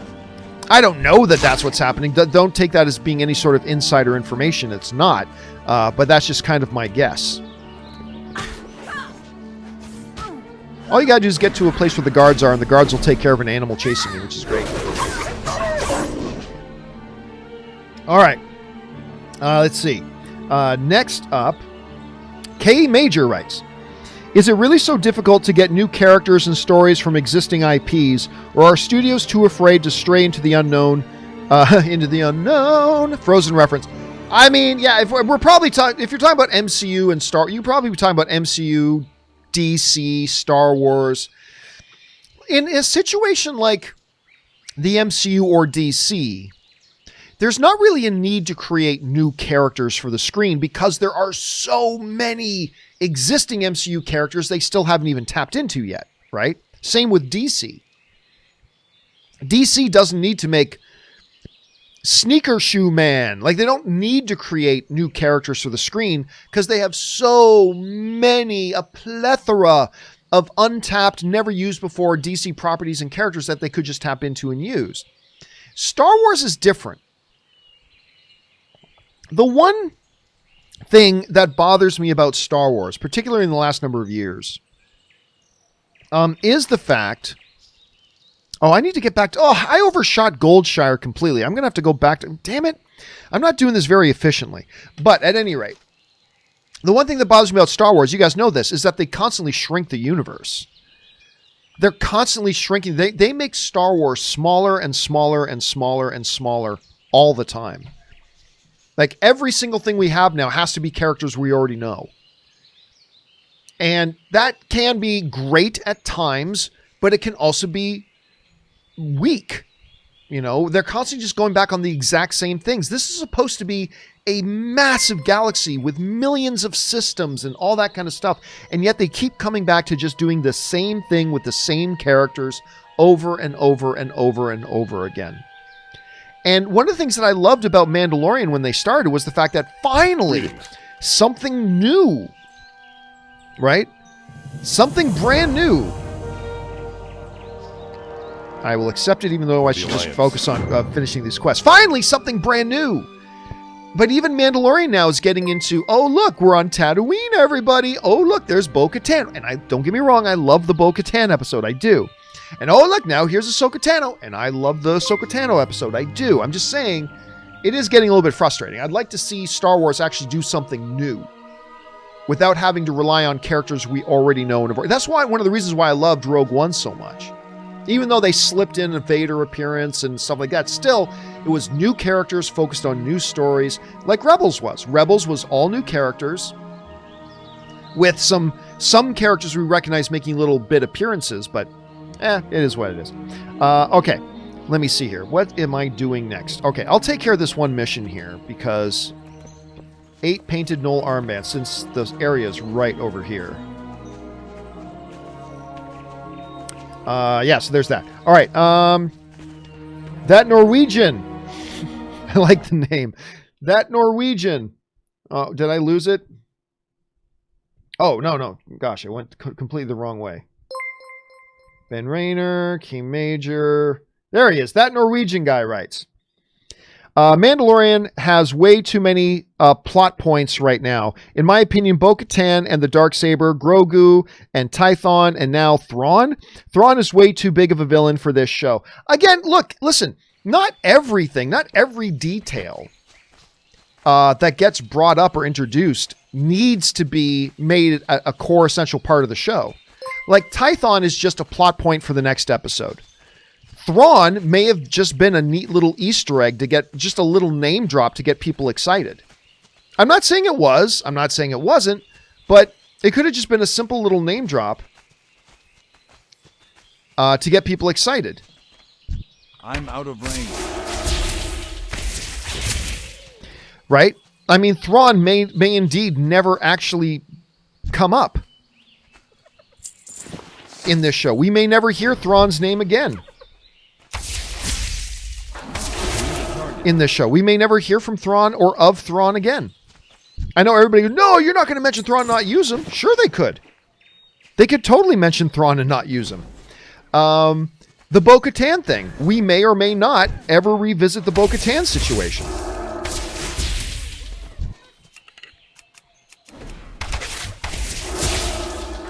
Fortunately, this other character is here killing these guys too, so we can just collect these all up.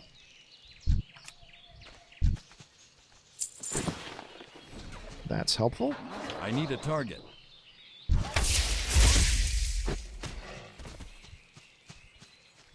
This is very helpful. Having somebody else here doing the same quest is very helpful.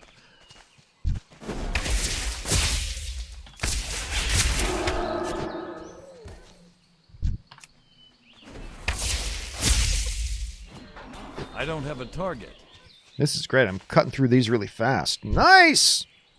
Do I have all the ones I need? No, I still need one more. I'll just kill whichever one this guy's going to kill. I'll kill him.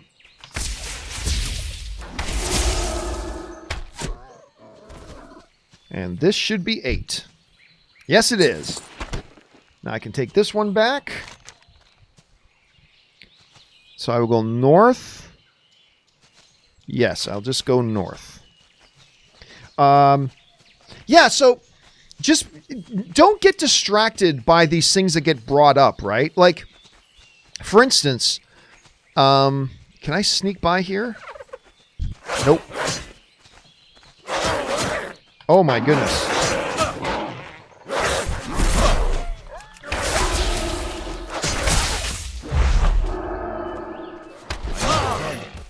Okay.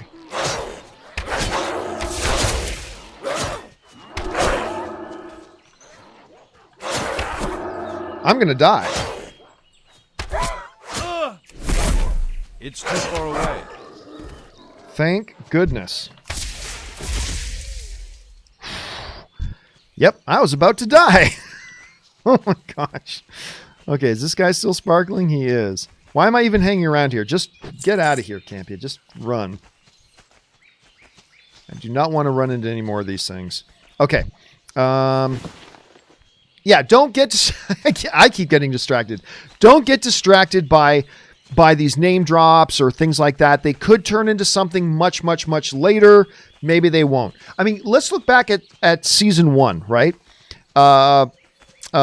Ming-Na Wen, right, was in that one episode. And then she never popped up again. People kept saying that she wasn't quite dead, that we may see her again and all that kind of stuff, and that's very possible, but that got introduced, then kind of shuffled off to the side. So as long as they manage these things and spread them out enough and have enough of them that they never go revisit, I wouldn't worry about it at all. I'll go so far as to say I don't think we're going to hear the name Grand Admiral Thrawn for the rest of the season. I really don't. But we'll see, Norwegian guy. We will see. All right. Andre Riles writes, confident the MCU can outdo the Infinity Saga? No, but it doesn't need to. That's the thing, is that a lot of people always think, how are they going to outdo it or do something better? They don't need to do anything better. They don't have to outdo the Infinity Saga. Could they? Sure, they could. Do I think they'll outdo it? I don't think they will, but they don't need to.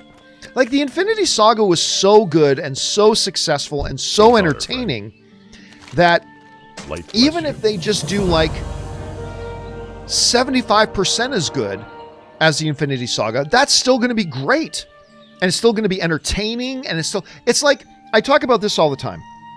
Has there ever been a crime movie as good as The Godfather? No. There's never been a crime movie done nearly as good as The Godfather. Does that mean they should never make any more crime movies, or you can't still have excellent, fantastic crime movies? Of course you can. There are a lot of great crime and mafia and whatever movies, lots of great ones. Just because they're not quite as good as The Godfather doesn't take away from how good those things are.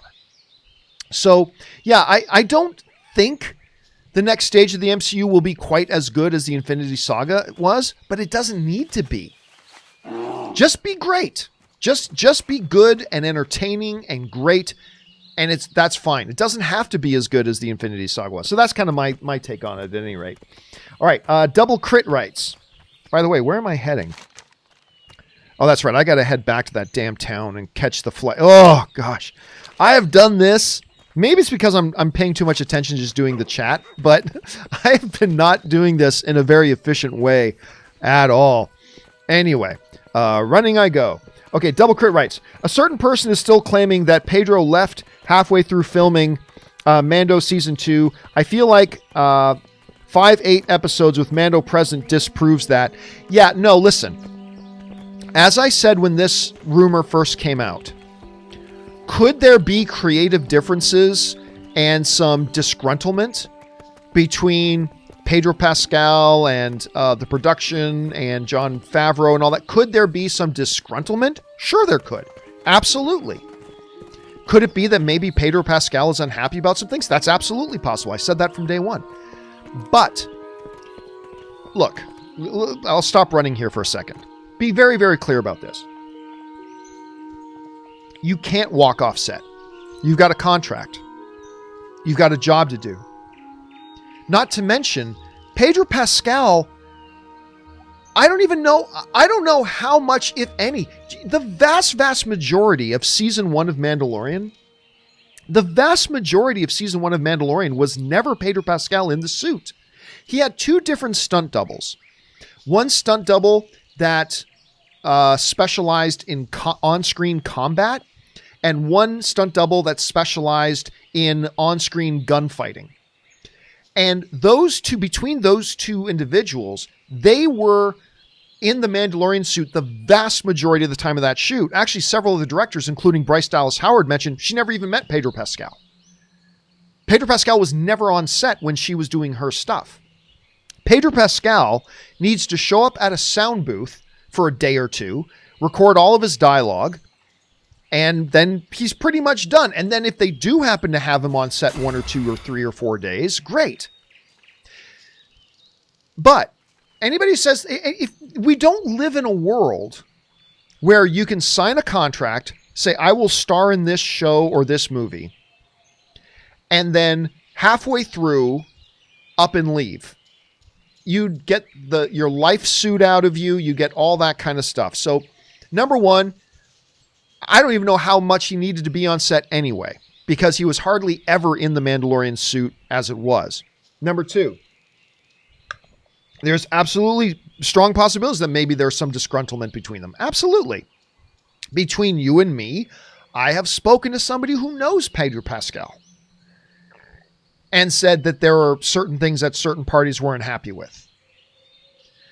But this notion that he was on set and then huffed and puffed and left the show and didn't come back, that's not what a professional does. What a professional would do is finish out what his obligations are and then maybe later not come back when the contract's over. But I wouldn't buy that at all. I would personally not. And that's not me trying to discredit anybody who says that is what happened. That they have their reasons for thinking that. I'm not trying to discredit anybody. I'm just saying that in the real world, that's not how contracts work. Not to mention, Pedro was hardly ever on set as it was in season 1. So just something to keep in mind. All right. Now I will keep running. Okay, next up, Adam Henson writes, I have to admit, when I saw Cheetah in the Wonder Woman 84 trailer, I was getting Cats flashbacks. I'm still, look, Patty Jenkins is directing Wonder Woman 84. As long as Patty Jenkins is the director of it, I will believe in it because I believe in Patty Jenkins. She's great. Even the casting of Cheetah, while I love her, I always thought that was an interesting choice to play Cheetah in a comic book movie, even though I love her. And I did not love the look. Listen, I didn't love the trailers at all. Like the Wonder Woman 84 trailers, I have not been thrilled with. Let's just say that. I haven't been thrilled with the Wonder Woman 84 trailers. But I still believe in the movie because it's Patty Jenkins. But yeah, and I think part of the thing that wasn't so great, I got to find the aviation place again. One of the big things that I did not think was so great, first I should sell some stuff, was the look of Cheetah. Now, maybe she'll look completely different. How are you? In the movie, maybe she'll look completely different. You know, I probably just sold stuff that I could have used. No, I don't need that, don't need that, don't need that. Don't need that, don't need that. I'm not picking up very good stuff. Not picking up great stuff. Okay, now find the aviation place. So we'll see. I am very anxious for Christmas Day to get here so I can watch this damn movie and hopefully it'll blow away my expectations. Again, the trailers have not been good. It doesn't mean the movie won't be great, though. And again, it's as long as it's Patty Jenkins in the director's chair, I'll believe in it. So, but I'm with you, Adam. I felt the same way you did about that. Let's see. 24 Savage writes, over under 9% Nick Cage Superman and Shaq Steele cameo in Flash. I will definitely take the under on that. I don't think Nick Cage wouldn't even talk to John Schnepp. Not that Nick Cage has any problem with John Schnepp, but Nicolas Cage, John Schnepp tried really hard to get an interview with Nicolas Cage for The Death of Superman Lives What Happened. And he wouldn't even talk about it. So I don't think we're going to see Nick Cage actually get on screen with it. I don't think we're going to see that happen. All right, Richard K. writes, my friend said, will Darth Maul be the main villain in the Obi-Wan show? I said he might be mentioned, but I don't think he will. I was I think it could maybe be Asajj Ventress. Your thoughts? It can't be Maul, because even though we know they're not following canon very much, I mean, they would have to seriously shatter canon to have Darth Maul in there. Darth Maul can't work. Darth Maul had his fight with Obi-Wan Kenobi. He had his stuff in Rebels, and then was never seen again. According to Rebels, Maul didn't even know that Obi-Wan was alive. Maul didn't even know Obi-Wan was alive. And then he finds out for sure that in Rebels, he finds out that Obi-Wan is alive, and then instantly goes there, confronts Obi-Wan, Obi-Wan kills him, and that's the end. So there's really no wiggle room in there for Darth Maul to be the villain in Obi-Wan. Asajj Ventress is a possibility, but I got a feeling they won't go that route. I don't know which route they'll go, but I think it's unlikely there to be Asajj Ventress, but she's a really cool character, and so I will say that there is a possibility there, although I can't remember all the specifics from her from the cartoons and how she worked out, whether or not there's wiggle room in canon for that. So, but still, overall, I think it's going to be a new character. I think it's going to be a different character. All right, final question of the evening, guys. And, oh, geez, we've been going for 2 hours, so I'm going to call it a night after this. Go and watch some football. But Jedi Brandon writes, about Black Panther, if you were confused, Marvel made a tribute MCU intro to Boseman, like Stan Lee today, and attach it to Black Panther on Disney. Oh, I did not see that. No, I didn't know they did that. That's beautiful that they did that. Oh, no, I wasn't even aware.